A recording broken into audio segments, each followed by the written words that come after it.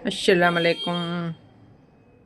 આજે આપણે બનાવવાનું છે પૌવાની ટિક્કી। જોઈ શકીએ આપણે પૌવાને પલાળી લીધા છે અને આપણે હવે નીચવી અને એક બાઉલમાં લઈ લઈએ પૌવાને। જોઈ શકો છો હવે આની અંદર રાખશું આપણે મસાલા। આની અંદર રાખશું આપણે ચણાનો લોટ, એક આદી ચમચી બાઇન્ડિંગ માટે, નકર एक धाणा भाजी राखशू आपणे, मुठी एक आदूनु कटिंग और मरचानु कटिंग, चाट मसालो चटपटी बने एटले। हवे राखशू आपणे कबाब मसालो। अहींया स्वाद बहु वधी जाए आपणे आनो टिक्कीनो, एना माटे कबाब मसालो राख्यो छे। अहींया राखशू आपणे आखरी मसालो। जो आखરમાં રાખે એટલે આપણે પહેલે જ રાખી દીધો છે।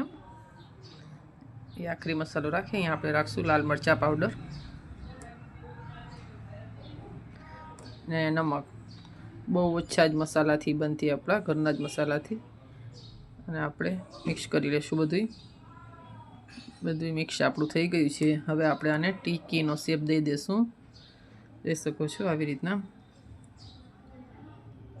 ગોલ કરી અને ચપટી બનાવી લેવાની છે। એટલે ટિક્કી જેવો શેપ થઈ ગયો।